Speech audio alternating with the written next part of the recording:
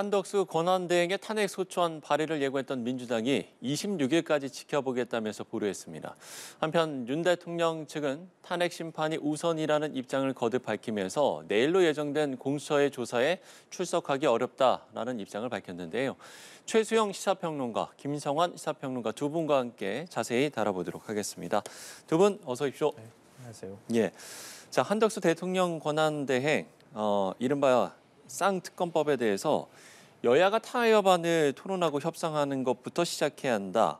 이러면서 이제 국무회의에서 논의하지 않았습니다. 이에 이제 우원식 국회의장은 또 이 부분에 대해서 권한대행이 판단할 일이라고 비판을 했는데 일단 오늘의 상황들을 좀 어떻게 보고 계신지요?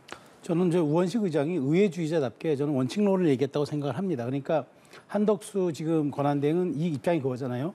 이 두 가지 내란 특검과 김건희 여사 특검법 이 두 가지 사안은 매우 지금 양당의 이해관계가 좀 얽혀 있는 이런 부분들이 있고 또 위헌적이고 독수적인 조항이 있으니까 내가 대통령을 대신해 제2요구권을 행사하거나 그러니까 거부권 행사하는 거는 조금 적절치 않아 보이니 이걸 차라리 여야가 26일 날 그 국정협의체 때 다시 의논을 해가지고 이 부분에 대해서 이른바 폐기하고 새로운 법안을 발의하든지 좀 조정을 했었으면 좋겠다는 얘기인데 예. 의장은 얘기를 하는 거죠. 이미 국회가 의결해서 보낸 거를 그걸 다시 이게 적법한 절차로 돌아오지도 않은 상태에서 다시 이걸 뭐 논의한다는 건 이거는 원칙에 맞지 않는다. 그러니까 차라리 거부권 행사해서 돌려보내서 다시 하거나 하는 게 그게 맞는 거고 거기에 대해서는 권한대행이 판단할 문제지 그걸 국회에다가 공을 넘기면 안 된다고 했는데 저는 어쨌든 우원식 의장 얘기는 전 정확하다고 봐요. 예, 예. 다만 이제 이 부분이 앞으로 이제 여야 관계에서 뇌관이 될 거 아니겠습니까? 그런 측면에서 저는 거부권 행사하겠다면 하는 게 맞다고 보는데 다만 돌아왔을 때 지금 국민의힘 내부에서 일고 있는 언제까지 우리가 이거를 갖다가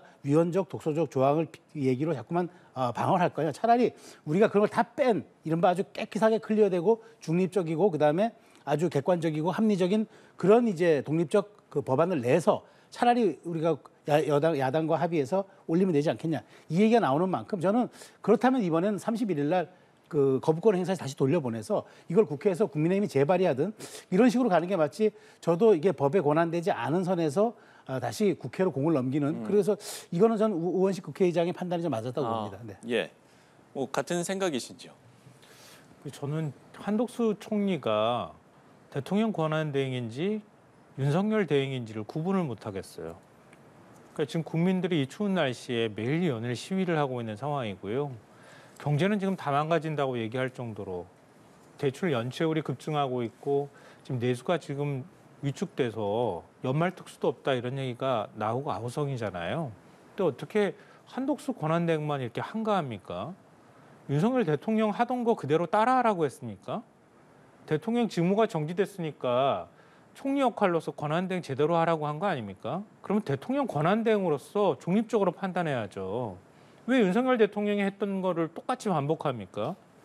이른바 김건희 특검법 지금 보이는 태도가 똑같잖아요. 내란 특검은 심지어는 내란 공범 피의자예요. 한덕수 권한대행이 자기가 국회에 나가가지고 한 말이지만 개헌 국무회의 연 거 개헌 국무회의를 한덕수 총리가 소집했다는 거예요. 자기는 막기 위해서 소집했다고 하지만 오히려 그게 계엄 선포에 합법적 근거를 마련해 준 꼴이 돼버렸잖아요. 그랬던 당사자가 오히려 헌법과 법률을 운운하면서 지금 거부권 행사를 정당화한다는 걸 누가 이해할 수 있겠습니까? 여기서 더 나아가서 헌법재판관도 임명 안 할 태세를 보이고 있다고 하는데요. 그 부분에서는 전 진짜 경악했습니다. 정말. 아니 지금 헌법재판소 6인 체제가 만들어진 건 불안정하니 헌법재판소 위헌법률 심판을 하는 기관에서 9명 9인 체제를 만들어달라고 하는데 도대체 권한대행이 무슨 권한으로 헌법재판관 내가 임명 안 하겠다고 얘기를 합니까? 이해할 수가 없는 일을 저는 하고 있다고 생각하는데요. 이건 국민의힘하고 똑같은 이해관계를 갖고 있거나 윤석열 대통령과 똑같은 이해관계를 갖고 있지 않는 한 저는 이런 식의 태도를 보일 수 없다고 생각합니다. 예. 민주당에서 오늘 26일까지 보겠다 이렇게 얘기를 하고 있는 건데요. 26일까지 안 되면 탄핵이라고 하는 건 굉장히 부담스러운 행위이면 틀림없지만 결국은 탄핵할 수밖에 없는 상황으로 가고 있다 이렇게 생각합니다. 예.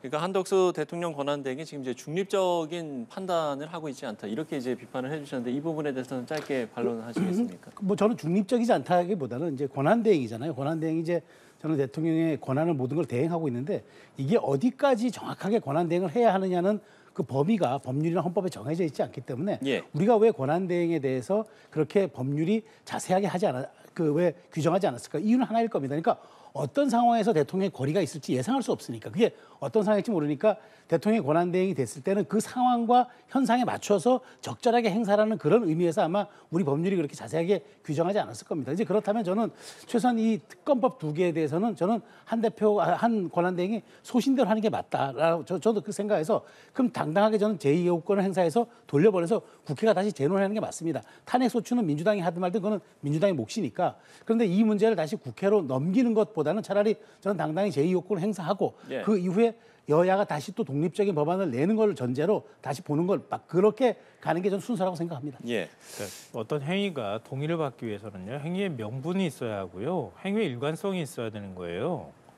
그러니까 지금 6개 법안에 대한 거부권을 이미 행사했잖아요. 과거에 권한대행 시절에 거부권을 행사한 적이 있으니까 내가 권한대행이지만 거부권 내가 행사했습니다. 이렇게 얘기했어요. 그것도 6개 법안에 대해서 행사했습니다.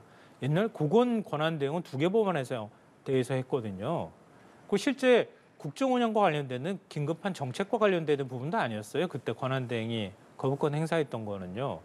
그렇게 해가지고 거부권 행사해놓고 그 다음에 내란 특검하고 김건희 특검이 있는 거예요. 그럼 김건희 특검은 지금 권한대행과 관련돼 있는 문제입니까? 아니에요. 제가 볼 때는 지금 내란 공범 피의자 제가 말씀드렸던 것처럼 내란과 관련돼 있는 거. 대한민국 헌정사에서 과거 군부 쿠데타 일어난 이후에는 처음 있는 일이잖아요. 45년 만에 계엄 선포가 이루어졌어요. 이렇게 위기 상황인데도 불구하고 수사기관들이 수사에 혼선을 빚고 있잖아요. 하루빨리 그거의 실체를 파악하기 위해서라도 제대로 된 수사에 혼선 없게 수사가 제대로 진행되기 위해서라도 내란 특감이 빨리 통과가 되어야 할 필요가 있는 거예요. 근데 한덕수 국무총리 시간 벌어주는 거예요. 왜냐하면 벌써 김용현 전 국방부 장관은요, 구속기간이 28일만 만료돼요. 그냥 재판으로 넘겨지는 상황입니다. 그 뒤부터 쭉쭉쭉쭉 지금 재판으로 넘겨지거든요. 특검 가동되기 위해서는 최소한 한 20일 정도 시간이 필요해요. 그러면은 다 수사하고 난 다음에 기소 다 한 사람들 다시 수사하는 특검밖에 안 되잖아요. 그러니까 시간 벌어주는 거고요. 윤석열 대통령이나 공범들이 관련돼 있는 수사 자료들 다 열람하고 난 다음에 대응할 수 있는 시간 벌어주는 거나 다름이 없어요. 김건희 특검은 안 그렇습니까? 윤석열 대통령이 계엄 선포한 가장 큰 배경 중에 하나가 명태균 게이트 그리고 김건희 여사와 관련돼 있는 수사 문제라고 얘기하잖아요. 그럼 그게 실체가 뭔지를 파악해야 되는 거 아닙니까? 그게 바로 내란과 관련돼 있는 문제잖아요. 근데 그걸 어떻게 미적대면서 얘기를 안 합니까? 그러니까 이거는 권한 대행으로서의 권한을 가지고 행사한다기보다는 그냥 국민의힘 사람으로서 아니 윤석열 대통령의 사람으로서 거기에 맞춰서는 행동하겠다고 하는 선언이나 다름없다고 생각해요. 예, 그거는 사실과 좀 알겠습니다. 다른 네. 얘기. 진짜 짧게 말씀드리면 네. 아니 우리 법에 규정된 거는 그 거부권을 행사하기 위해서는 충분한 수기 기간을 갖도록 돼 있어요.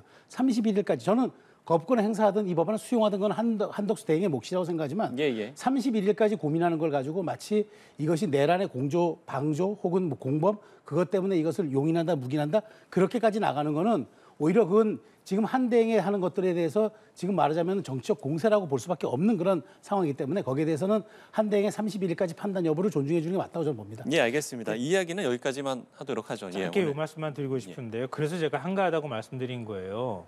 지금 내란 상황입니다. 그런 상황에서 나는 법률적으로 나한테 주어진 모든 권한 다 행사하고 난 다음에 그 다음에 내가 결정할게. 그래서 제가 한가하다고 얘기를 했던 거고요. 그리고 민주당이 그렇기 때문에 26일까지 지켜보겠다는 얘기를 한 겁니다. 바로.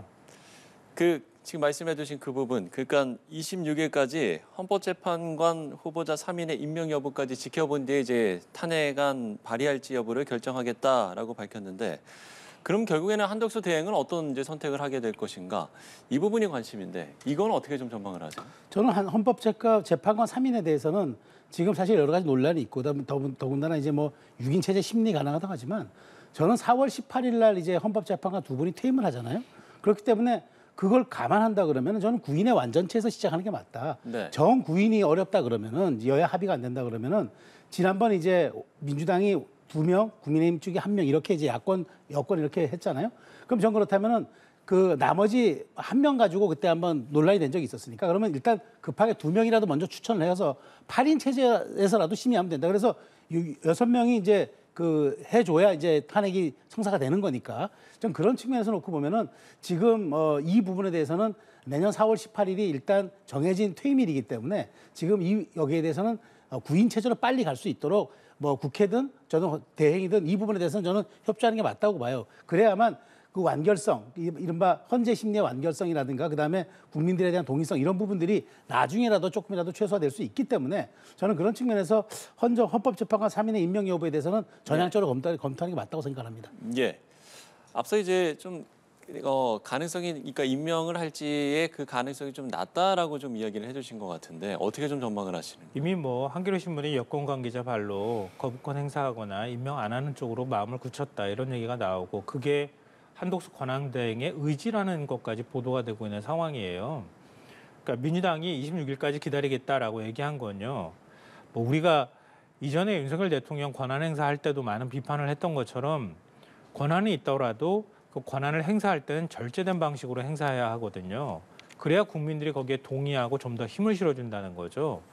근데 민주당이 아무리 국무총리 권한대행에 대한 탄핵 수치가 가능한 의석을 갖고 있다 하더라도 곧바로 탄핵안을 발의하는 건 정치적으로 부담스러운 측면이 있어요. 그러니까 어떤 방식으로든 한독수 권한대행의 분명한 의지를 확인할 필요가 있다. 그 의지를 확인하는 게 바로 헌법재판관 문제라고 생각해요. 예. 왜냐하면 나한테는 거부권을 행사하는 전례도 있고 거부권을 행사할 수 있는 권한이 있기 때문에 거부권 행사합니다. 라고 얘기하는 거 아니에요, 지금. 그래서 6개 법안에 이어서 쌍특검법에 대해서도 지금 거부권을 좀 동의하지 않지만 행사한다고 얘기를 하는 거고요. 그러면 그거는 적극적인 권한 행사를 하는 거거든요.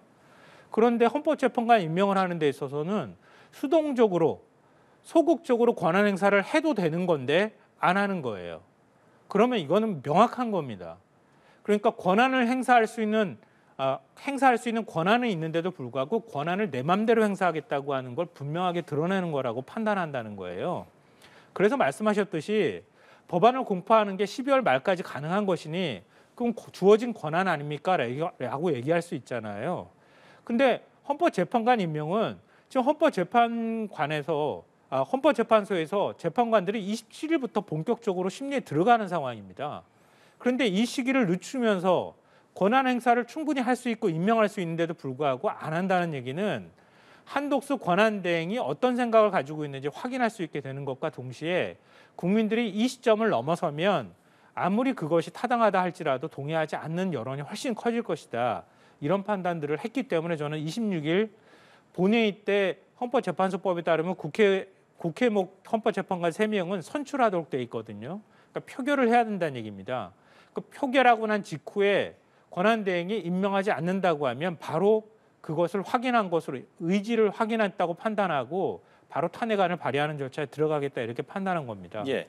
국민의힘에서는 지금 그러니까 한대행을 압박하는 게 결국에는 이재명 대표의 사법 리스크 때문 아니냐 이렇게 지금 비판을 했는데 이 부분에 대해서는 그러면 어떻게 좀 답변을 하시겠습니까? 기승전 이재명 대표 얘기를 하고 있는데요. 이재명 대표가 내란 일으켰습니까?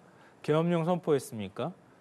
그럼 지금 한독수 권한대행이 해야 할 역할은요.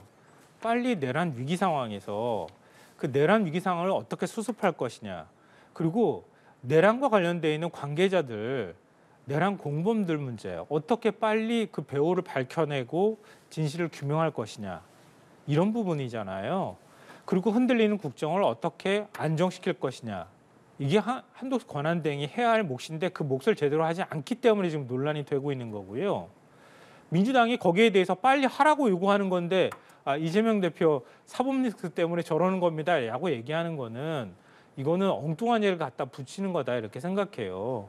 그러니까 그게 민주당한테 나중에 가가지고 결과적으로 어떤 도움이 된다 하더라도 그게 지금 이 사안의 본질과 무슨 상관이 있습니까? 좀 상관없는 얘기를 결국 보수층을 결집하기 위한 용도로 이재명 사법 리스크 오죽하면 윤 대통령이 이런 식의 논리들을 갖다 붙이는 거다. 국민들 동의하는 국민들은 저는 그렇게 많지 않을 거라고 생각합니다. 예, 오히려 본질에 벗어난 부분을 지금 지적하고 비판하고 있는 거다 이렇게 이야기를 아니 충분히 개연성이 있죠. 이건 국민의힘에서 물론 이제 국민의힘도 비판받아 마땅할 지점이 있지만 이 부분은 민주당이 이렇게 속도전을 내고 이렇게 강하게 밀어붙이는 거, 거세게 밀어붙이는 거, 거칠게 나오는 거 이게 그거랑 관련이 없다고 누가 단언할 수 있을까요? 일단 보십시오.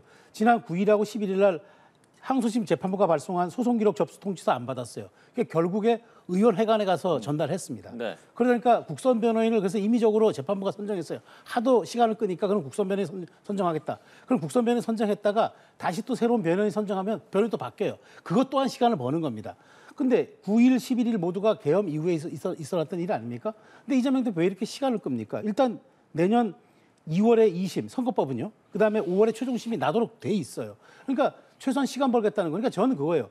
지금 민주당이 이렇게 거칠게 밀어붙이는 게 지금 마치 수사기관들이 이렇게 경쟁적으로 수사를 하고 있는데 여기에 대해서 과잉 수사라는 비판이 있을 수 있어도 수사를 부실하게 하거나 혹은 여기에서 증거를 인멸하는 걸 방치하거나 이런 건 없어요. 그런데도 불구하고 이렇게 거칠게 밀어붙이는 이유는 하나죠. 한덕수 대행을 우리의 페이스대로 끌어들여서 국정을 우리 뜻대로 이끌어가고 한덕수 대행의 그 말하자면 범위를 좀 좁힌 다음에 이재명 대표가 운신할 수 있는 폭을 더 넓히고 이재명 대표의 재판은 최대한 뒤로 밀어서 탄핵 소추가 이루어진 다음에 대선 시기가 앞당겨지면 그렇게 가겠다는 의중 아닙니까? 그게 뻔히 보이는데 그걸 지적을 안 합니까? 물론 그렇다고 해서 저는 뭐 나머지가 정당화될 수는 없지만 이재명 대표의 속내가 뻔히 보이고 그다음에 그것을 도와주고 혹은 이제 앞장서는 민주당 지도부 행태가 눈에 훤히 보이는데 그걸 지적은 안 할 수는 없고 저는 그래요. 윤석열 대통령의 재판 그다음에 헌재 심리 모든 것들이 빠르게 이루어져야 되는 것처럼 민주당의 이재명 대표에 대한 재판도 정말 절차적인 정당성에서 한치의 벗어남이 없이 이재명 대표가 빠르게 협조해 줘야 돼요. 차라리 그렇다면 내 거라도 빨리 털어달라고 얘기하는 게 필요합니다.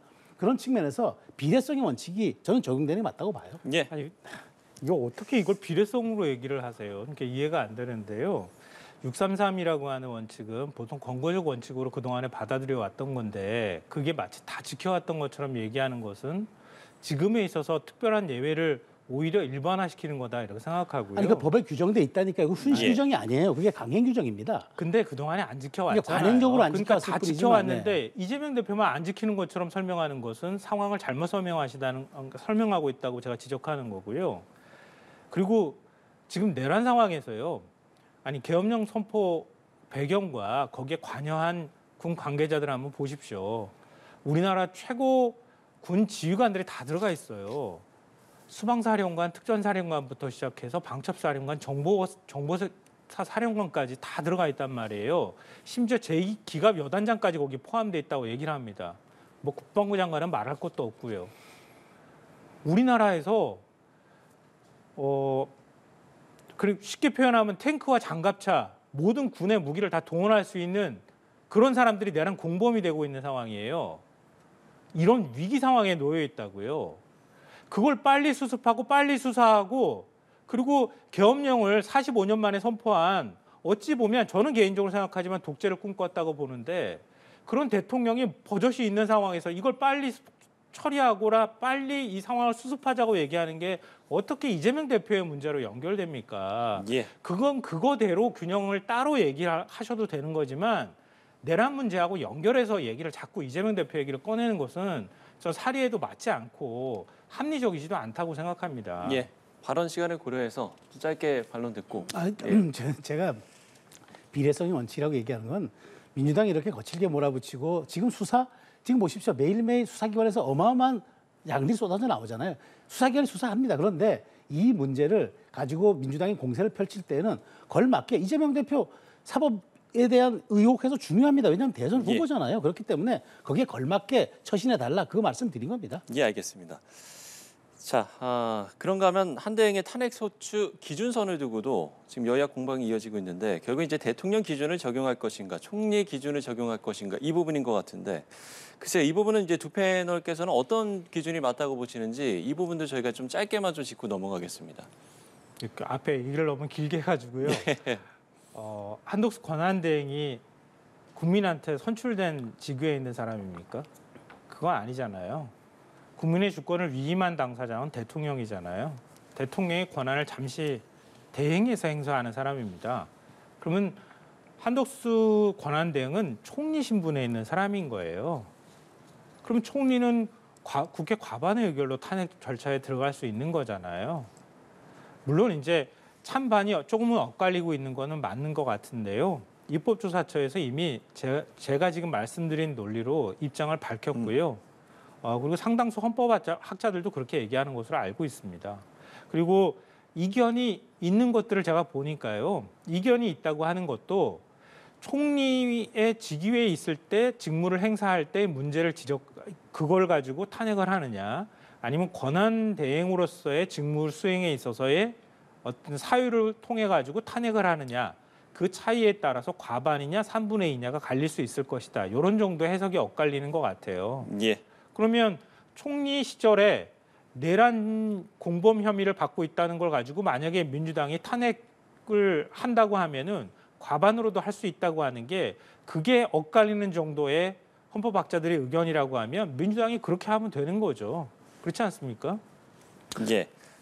저는 이 지금 얘기에 비슷하게 동의하는 게 뭐냐면, 권한대행 때 일을 가지고 문제 삼아 탄핵한다면 200석을 가지고 기준하는 게 맞고요. 총리 시절에 일을 문제 삼아서 한다면 150석 가지고 하는 게 맞다고 보는데, 중요한 건 이재명 대표가 국정안정을 위해서 총리 탄핵은 안 하겠다는 식으로 얘기했다가 지금 다시 말을 바꾸고 있단 말이죠. 이 얘기 뭐냐면, 지금 뭔가 총리하는 태도가 마음에 안 들고 총리하는 지금 여러 가지 정치적 스탠스가 마음에 안 든다는 얘기인데, 그걸 기준으로 탄핵한다 하면 저는 역풍이 불 거라고 봐요. 그렇기 때문에 민주당이 지금 탄핵 얘기하는 건 OECD 국가에서 정말 그 지금 대행의 대행을 탄핵하는, 권한 대행의 대행을 탄핵하는 사례는 제가 전무한 걸로 알아요. 민주당이 이 부분은 신중하게 가는 게 저는 맞다고 봅니다. 예, 알겠습니다. 자, 이번에는 이제 내란 수사와 관련된 이야기를 짚어보겠습니다. 윤 대통령 측이 일단 탄핵 심판이 우선이다, 이렇게 입장을 이제 거듭 밝히면서 내일로 예정된 공수처 조사에 출석하기 어렵다라는 지금 입장을 밝힌 상황인데, 결국에는 이 공수처로 다시 공이 넘어간 상황이거든요. 이 부분은 어떻게 보세요? 저는 뭐 그렇다고 해도 지금 사실 공수처가 너무 과하게 좀 드라이브를 건다. 물론 1차 소환에 불응했고 지금 2차 소환이 있는데, 뭐 아무리 사안의 중대성을 감안해도 이게 성탄절 날 이렇게 10시까지 안 오면 안 된다는 식의 이 얘기가 저는 얼마만큼 좀 설득력을 갖는지 모르겠어요. 사안이 중대한 건 맞습니다. 그렇다고 대통령실에서 이런 식으로까지 자꾸 이렇게 불응하는 건 좀 그렇긴 한데, 네. 저는 대통령도 방어권을 충분하게 행사해야 되는 그런 측면에서 3차 소환까지는 한번 시도가 있을 거로 봐요. 3차 소환까지 가서 3차 소환에 불응할 경우에는 아마 3차 소환에 불응할 그런 시간에는 아마 대통령의 변호인단도 아마 구성되지 않았을까 싶어서, 예. 그런 소추 대리인단, 그 변호인단이 구성되면은 거기가 물밑 조율을 통해서 대통령의 이제 출석 여부를 조율하는 게 맞고, 2차 소환까지 해서 뭐 안 됐을 경우에 뭐 강제 소환한다든가 긴급 체포영장 발행한다, 이건 수사기관에 좀 과잉으로 봐요. 왜냐하면 현직 아직은 직무가 정지됐지만 현직 대통령이고, 충분히 지금 대통령도 국민 한 사람으로서 방어권 행사할 수가 있고, 마지막으로 변호인단이 아직 미구성된 상태라는 건 명백한 팩트이기 때문에 그 부분을 좀 고려해서 조절할 필요는 있을 것이다라는 생각은 듭니다. 예. 그러니까 방어권 차원에서, 그리고 변호인단이 아직 이제 구성되지 않은 부분들을 좀 고려를 해야 된다라고 이야기를 해주셨는데요. 그렇게 방어권을 얘기할 대통령이 계엄을 선포합니까? 그거부터 좀 묻고 싶고요. 제가 오늘 누차 강조했지만 내란 혐의도 모자라서 지금 외환 혐의까지 받고 있거든요. 이런 사람은, 그리고 또 거기에 관여됐다고 하는 내란 공범, 외환 공범이라고 군 지휘관들이 지금 지목되고 있는 상황입니다. 대한민국 군을 움직일 수 있는 사람들입니다. 그러면 현재 진행형이라고 보는 게 맞는 거죠. 그럼 긴급 체포를 하거나 체포영장을 빨리 발부받는 게 맞습니다. 그리고 지금 우리가 87년 체제에서 살고 있잖아요. 그러니까 전두환 신군부가 권력을 장악하고 이른바 내란을 통해서 권력을 잡은 사람들이 집권했던 시절을 우리가 겪었습니다. 그래서 87년 법률을 만든 거예요. 육공화국 헌법이 그래서 만들어진 겁니다. 그러면 대한민국은 민주적 질서를 만들기 위해서, 민주적 체제를 만들기 위해서 그렇게 많은 투쟁을 통해서 지금의 법률을 만들었다는 뜻이거든요. 근데 이른바 내란이 일어나요. 그러면은 대한민국의 정통성을 무너뜨리려고 했다는 거잖아요. 윤석열 대통령은 대한민국의 정통성을 무너뜨리려고 했던 대통령이라고 기록될 거라고 저는 생각하는데요. 그런 사람한테 어느 정도까지 방어권을 줘야 방어권 잘 줬다는 평가를 받을 수 있을까요? 그런 문제들을 다 떠나서 자기 스스로가 대국민 선언을 하듯이 대국민 담화에서 법적 정치적 책임 다 지겠다고 얘기했던 사람이 헌법재판소 탄핵 서류도 안 받고, 뻔히 있는데도, 그리고 공수처가 보내는 서류도 안 받고, 아무것도 안 받아요. 그런 다음에 헌법재판소 탄핵 설차에 협조를 하지 않다가 난데없이 헌법재판소가 우리 6명 재판관이 그냥 그동안에 재판 그 서류 송부한 거 그냥 인정한다. 그냥 탄핵 심판으로 들어가겠다고 하니까 이번에는 수사 절차에 응하지 않겠다고 또 얘기합니다. 그러면서 헌법재판소 탄핵 심리에는 또 협조하겠다 그래요. 아니 무슨 법꾸라집니까? 대통령이란 사람이 이렇게 하면 오히려 저는 더 나중에 가서 탄핵 심리에 불리하게 작용할 것이고 국민들이 그래도 윤 대통령한테 도와주려고 하는 일부 보수층들이 있거든요. 그 보수층들도 저는 등을 돌릴 것이다라고 생각합니다. 예, 발언 기회 드리죠. 아니 뭐 저는 대통령이 충분히 행사할 수 있는 권한을 가지고 했다고 봐요. 지금 사실 변호인단을 구성하는 이때 입장에서 우리가 헌법을 전공한 사람이 별로 많지가 않아요. 그러니까 내란이라는 건 또 우리 검찰이 딱 한번 전두환 노태우 그 전직 대통령에게 구형한 것 그런 것밖에 없어요. 그러니까 굉장히 여기에 대해서 방어권 행사하려고 그러면은 전략적으로 혹은 어떻게 지금 변호인단의 역할과 자신들의 그 변론 전략들을 나눠서 할 수 있는 사람들을 지금 구하기 어려울 수 있는 상황들로 감안해줘야 하는데 그런 것 없이 무조건 이렇게 무조건 대통령이 지금 미루기만 하고 있다 혹은 시간 벌기다. 뭐 시간을 번다면 또 언제까지 벌겠습니까? 그런 측면에서 저는 어쨌든 지금 준비가 될 때까지 조금 기다려주는 것도 그것이 저는 뭐 사법정의에도 온당할 수 있는 일인데 이렇게까지 대통령실에 대해서 거칠게 몰아붙이는 것도 사실은 이 수사에 대한 공정성에 대한 이야기들도 나올 수가 있기 때문에 저는 그런 측면 한번 고려해 볼 필요가 있다고 생각합니다. 예, 알겠습니다. 자, 오늘 이야기는 여기서 마무리 짓도록 하겠습니다. 최수영 시사평론가, 김성환 시사평론가 두 분과 함께 이야기 나눠봤습니다. 오늘 말씀 고맙습니다.